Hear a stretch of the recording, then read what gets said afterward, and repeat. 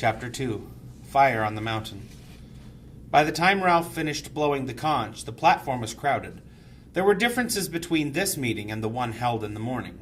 The afternoon sun slanted in from the other side of the platform, and most of the children, feeling too late the smart of sunburn, had put their clothes on. The choir, noticeably less of a group, had discarded their cloaks. Ralph sat on a fallen trunk, his left side to the sun.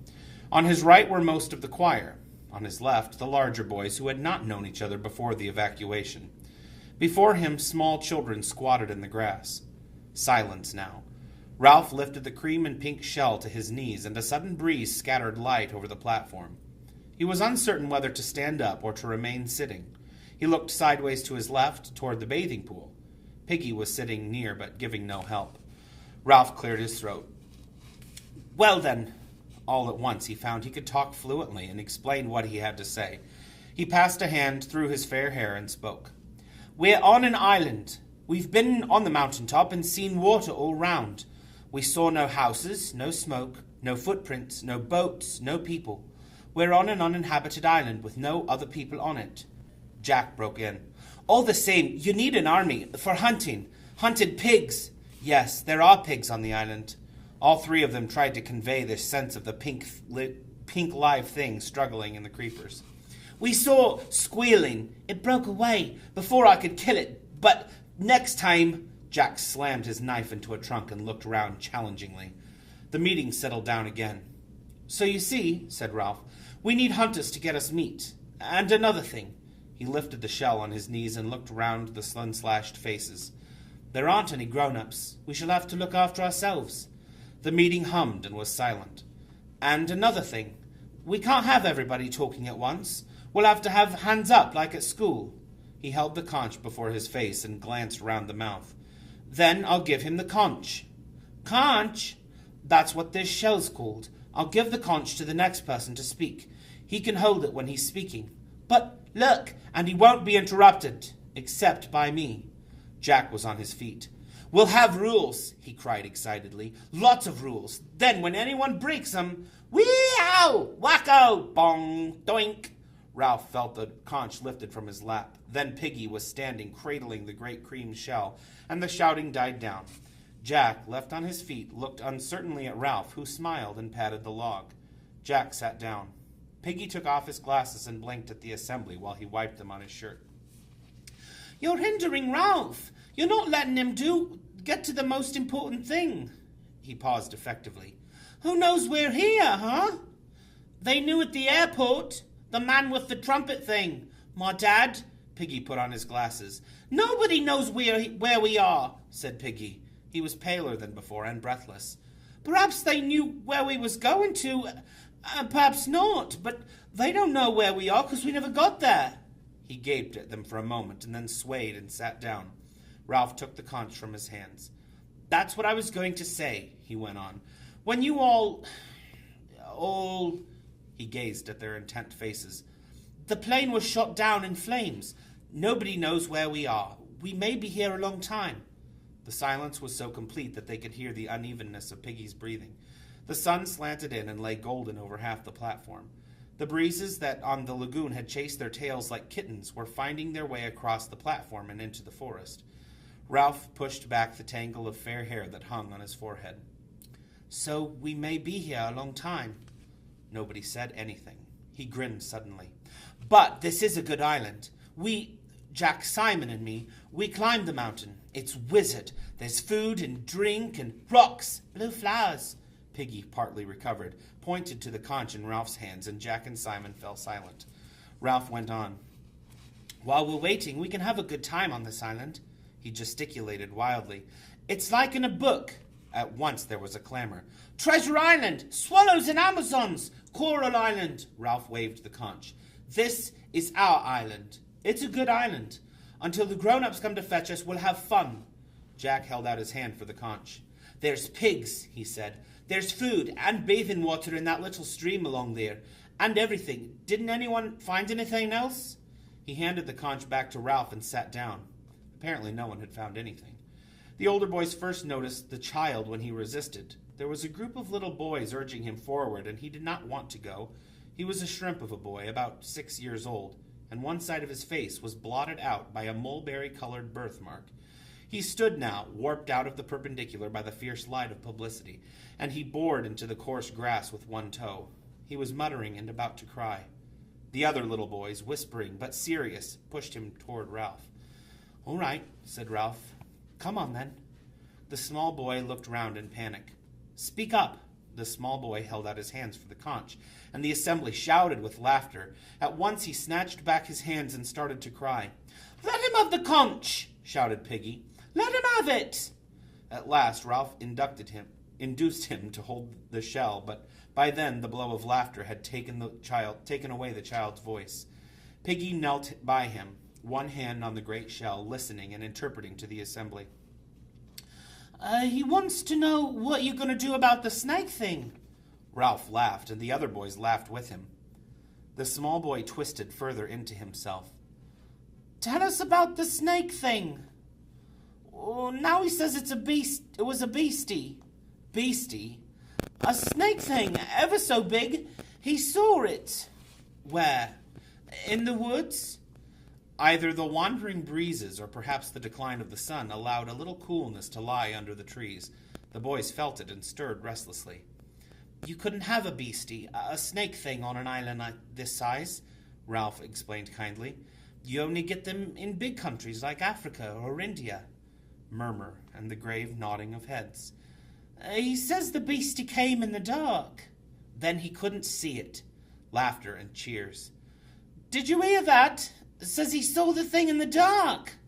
He says he saw the beastie. It came and went away again and came back and wanted to eat him. He was dreaming." Laughing, Ralph looked for confirmation around the ring of faces. The older boys agreed, but here and there among the little ones there was the doubt that required more than rational assurance. "He must have had a nightmare, stumbling about among all those creepers." More grave nodding. They knew about nightmares. "He says he saw the beastie, the snake thing, and will it come back tonight? But there isn't a beastie. He says in the morning it turned into them things like ropes in the trees and hung in the branches. He says, will it come back tonight? But there isn't a beastie." There was no laughter at all now, and more grave watching. Ralph pushed both hands through his hair and looked at the little boy in mixed amusement and exasperation. Jack seized the conch. "Ralph's right, of course. There isn't a snake thing. But if there was a snake, we'd hunt it and kill it. We're going to hunt pigs and get meat for everybody. And we'll look for the snake, too. But there isn't a snake." "We'll make sure when we go hunting." Ralph was annoyed and for the moment defeated. He felt himself facing something ungraspable. The eyes that looked so intently at him were without humor. "But there isn't a beast." Something he had not known was there rose in him and compelled him to make the point loudly and again. "But I tell you there isn't a beast." The assembly was silent. Ralph lifted the conch again, and his good humor came back as he thought of what he had to say next. "Now, we come to the most important thing. I was thinking while we were climbing the mountain." He flashed a conspiratorial grin at the other two. "And on the beach just now. This is what I thought. We want to have fun, and we want to be rescued." The passionate noise of agreement from the assembly hit him like a wave, and he lost his thread. He thought again. "We want to be rescued, and of course we shall be rescued." The voices babbled. The simple statement, unbacked by any proof but the weight of Ralph's new authority, brought light and happiness. He had to wave the conch before he could make them hear him. "My father's in the Navy. He said there aren't any unknown islands left. He says the Queen has big rooms full of maps and all the islands in the world are drawn there. So the Queen's got a picture of this island." Again came the sounds of cheerfulness and better heart. "And sooner or later a ship will put in here. It might even be Daddy's ship. So you see, sooner or later we shall be rescued." He paused with the point made. The assembly was lifted towards safety by his words. They liked and now respected him. Spontaneously they began to clap, and presently the platform was loud with applause. Ralph flushed, looking sideways at Piggy's open admiration, and then the other way at Jack, who was smirking and showing that he too knew how to clap. Ralph waved the conch. "Shut up! Wait! Listen!" He went on in the silence, borne on his triumph. "There's another thing. We can help them to find us. If a ship comes near the island, they may not notice us, so we must make smoke on top of the mountain. We must make a fire.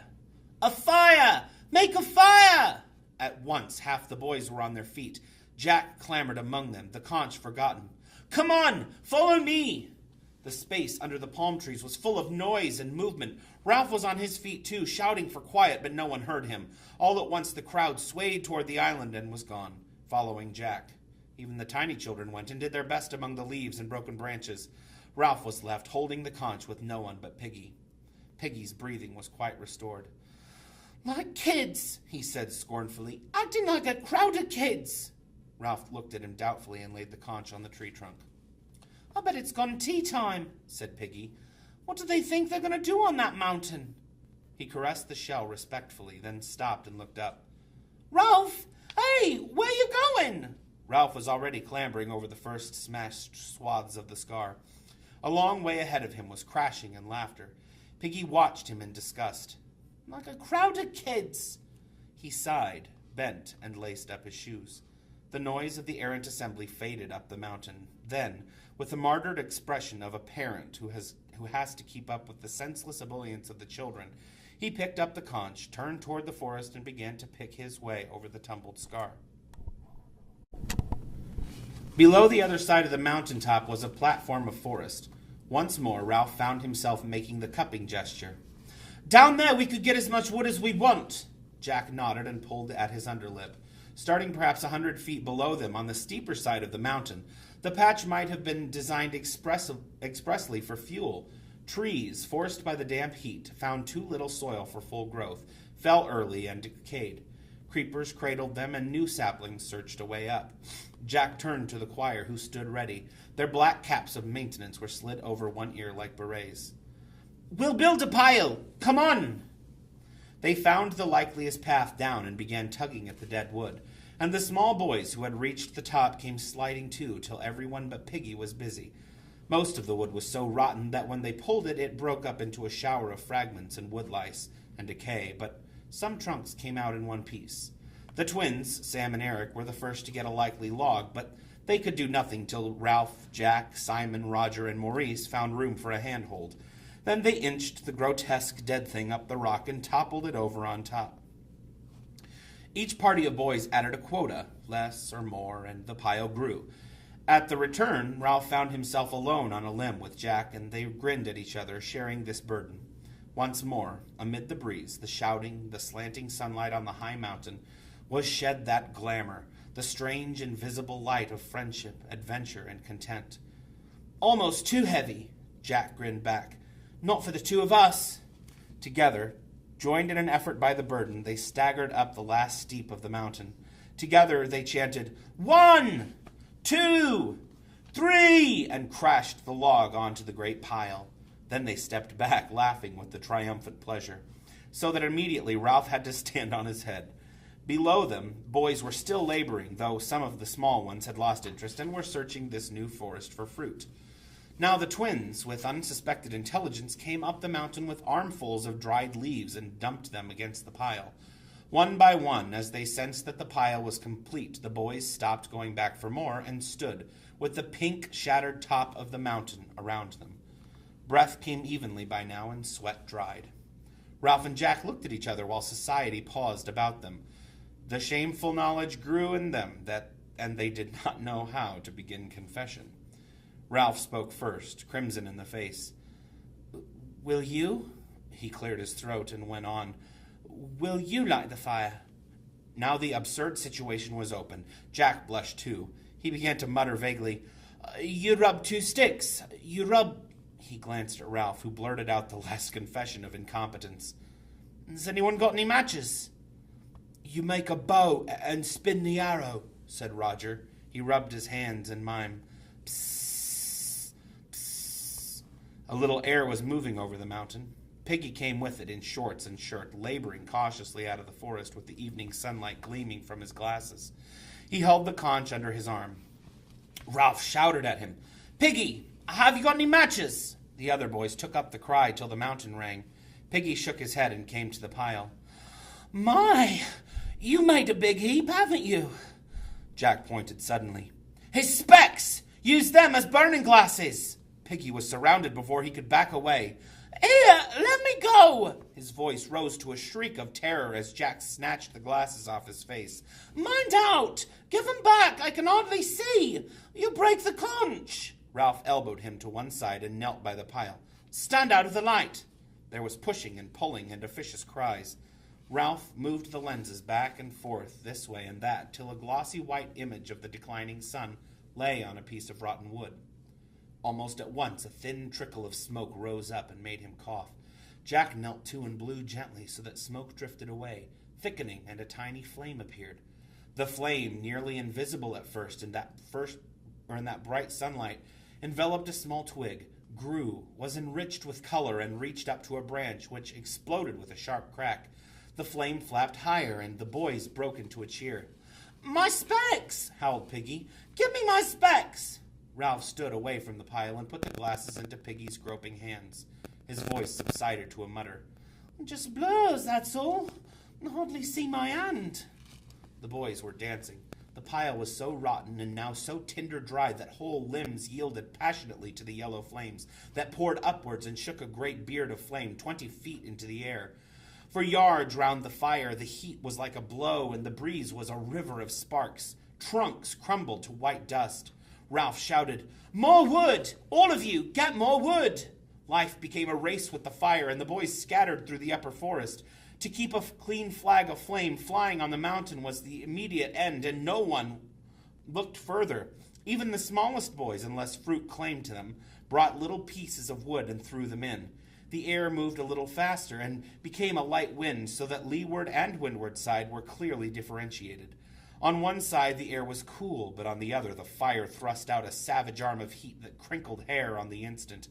Boys who felt the evening wind on their damp faces paused to enjoy the freshness of it, and then found they were exhausted. They flung themselves down in the shadows that lay among the shattered rocks. The beard of flame diminished quickly, and then the piles fell inward with a soft, cindery sound and sent a great tree of sparks upwards that leaned away and drifted downwind. The boys lay, panting like dogs. Ralph raised his head off his forearms. That was no good. Roger spat efficiently into the hot dust. What do you mean? There wasn't any smoke, only flame. Piggy had settled himself in a space between two rocks and sat with the conch on his knees. We haven't made a fire, he said. What's any use? We couldn't keep a fire like that going, not if we tried. A fat lot you tried, said Jack contemptuously. You just sat. We used his specs, said Simon, smearing a black cheek with his forearm. He helped that way. I got the conch, said Piggy indignantly. You let me speak.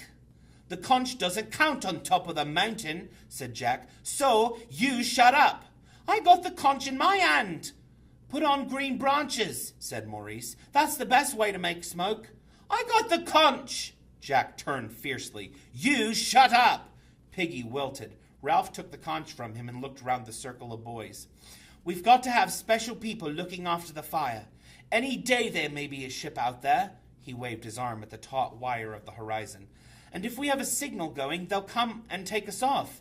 And another thing, we ought to have more rules. Where the conch is, that's a meeting. The same up here as down there. They assented. Piggy opened his mouth to speak, caught Jack's eye, and shut it again. Jack held out his hands for the conch and stood up, holding the delicate thing carefully in his sooty hands. I agree with Ralph. We've got to have rules and obey them. After all, we're not savages. We're English, and the English are best at everything. So we got to do the right things. He turned to Ralph. Ralph, I'll split up my choir, my hunters, that is, into groups, and we'll be responsible for keeping the fire going. This generosity brought a spatter of applause from the boys, so that Jack grinned at them and waved the conch for silence. We'll let the fire burn out now. Who would see smoke at night time anyway? And we can start the fire again whenever we like. Altos, you can keep the fire going this week, and trebles the next. The assembly assented gravely. And we'll be responsible for keeping a lookout, too. If we see a ship out there, they followed the direction of his bony arm with their eyes. We'll put green branches on, and then there'll be more smoke. They gazed intently at the dense blue of the horizon, as if a little silhouette might appear there at any moment. The sun in the west was a drop of burning gold that slid nearer and nearer the sill of the world. All at once they were aware of the evening, and as the end of light and warmth. Roger took the conch and looked round them gloomily. "I've been watching the sea. There hasn't been the trace of a ship. Perhaps we'll never be rescued." A murmur rose and swept away. Ralph took back the conch. "I said before, we'll be rescued sometime. We've just got to wait, that's all." Daring, indignant, Piggy took the conch. "That's what I said. I said about our meetings and things, and then you said shut up." His voice lifted into the whine of virtuous recrimination. They stirred and began to shout him down. "You said you wanted a small fire, and you've been and built a pile like a hayrick. If I say anything," cried Piggy with bitter realism, "you say shut up. But if Jack or Maurice or Simon—" He paused in the tumult, standing, looking beyond them and down the unfriendly side of the mountain to the great patch where they had found dead wood. Then he laughed so strangely that they were hushed, looking at the flash of his spectacles in astonishment. They followed his gaze to find the sour joke. "Oh, you got your small fire all right." Smoke was rising here and there among the creepers that festooned the dead or dying trees. As they watched, a flash of fire appeared at the root of one wisp, and then the smoke thickened. Small flames stirred at the trunk of a tree and crawled away through the leaves and brushwood, dividing and increasing. One patch touched a tree trunk and scrambled up like a bright squirrel. The smoke increased, sifted, rolled outwards. The squirrel leapt on the wings of the wind and clung to another standing tree, eating downwards. Beneath the dark canopy of leaves and smoke, the fire laid hold on the forest and began to gnaw. Acres of black and yellow smoke rolled steadily toward the sea. At the sight of the flames and the irresistible course of the fire, the boys broke into shrill, excited cheering. The flames, as though they were on a kind of wildlife, crept as a jaguar creeps on its belly toward a line of birch-like saplings that fledged an outcrop of the pink rock. They flapped at the first of the trees, and the branches grew a brief foliage of fire. The heart of flame leapt nimbly across the gap between the trees, and then went swinging and flaring along the whole row of them. Beneath the capering boys, a quarter of a mile square of forest was savage with smoke and flame. The separate noises of the fire merged into a drum roll that seemed to shake the mountain. "You got your small fire all right." Startled, Ralph realized that the boys were falling still and silent, feeling the beginnings of awe at the power set free below them. The knowledge and the awe made him savage. "Oh, shut up!" "I got the conch," said Piggy in a hurt voice. "I got a right to speak." They looked at him with eyes that lacked interest in what they saw, and cocked ears at the drum roll of the fire. Piggy glanced nervously into hell and cradled the conch. "We gotta let that burn out now, and that was our firewood." He licked his lips. "There ain't nothing we can do. We ought to be more careful. I'm scared." Jack dragged his eyes away from the fire. "You're always scared, ya fatty." "I got the conch," said Piggy bleakly. He turned to Ralph. "I got the conch, ain't I, Ralph?" Unwillingly, Ralph turned away from the splendid, awful sight. "What's that?" "I got the conch. I got a right to speak." The twins giggled together. "We wanted smoke. Now look." A pall stretched for miles away from the island. All the boys except Piggy started to giggle. Presently they were shrieking with laughter. Piggy lost his temper. "I got the conch. Just you listen. The first thing we ought to have made was shelters down there by the beach. It wasn't half cold down there in the night, but the first time Ralph says fire, you goes howling and screaming up this here mountain like a pack of kids." By now they were listening to the tirade. "How can you expect to be rescued if you don't put first things first and act proper?" He took off his glasses and made as if to put down the conch, but the sudden motion toward it of most of the older boys changed his mind. He tucked the shell under his arm and crouched back on a rock. "Then, when you get here, you build a bonfire that isn't no use. Now you've been and set the whole island on fire. Won't we look funny if the whole island burns up? Cooked fruit, that's what we'll have to eat, and roast pork. And that's nothing to laugh at. You said Ralph was chief, and you don't give him time to think. Then when he says something, you rush off like... He paused for breath, and the fire growled at them. And that's not all. Them kids, the little uns, who took any notice of them? Who knows how many we got? Ralph took a sudden step forward. I told you to. I told you to get a list of names. Now could I? Cried Piggy indignantly. All by myself? They waited for 2 minutes and then they fell in the sea. They went in the forest. They just scattered everywhere. How was I to know which was which? Ralph licked pale lips. Then you don't know how many of us there ought to be? Now could I with them little uns running round like insects? Then when you three came back, as soon as you said make a fire, they all ran away and I never had a chance. That's enough, said Ralph sharply, and snatched back the conch. If you didn't, you didn't. Well, then you come up here and pinch my specs. Jack turned on him. You shut up! And them little uns wandering about down there where the fire is. How do you know they aren't still there? Piggy stood up and pointed to the smoke and flames. A murmur rose among the boys and died away. Something strange was happening to Piggy, for he was gasping for breath. That little un, gasped Piggy. Him with the mark on his face. I don't see him. Where is he now? The crowd was silent as death. Him that talked about the snakes. He was down there. A tree exploded in the fire like a bomb. Tall swaths of creeper rose for a moment into view, agonized, and went down again. The little boys screamed at them. Snakes! Snakes! Look at the snakes! In the west, and unheeded, the sun lay only an inch or two above the sea. Their faces were lit redly from beneath. Piggy fell against a rock and clutched it with both hands. That little one had a mark on his face. Where is he now? I tell you, I don't see him. The boys looked at each other fearfully, unbelieving. Where is he now? Ralph muttered the reply as if in shame. Perhaps he went back to the... Beneath them, on the unfriendly side of the mountain, the drum roll continued.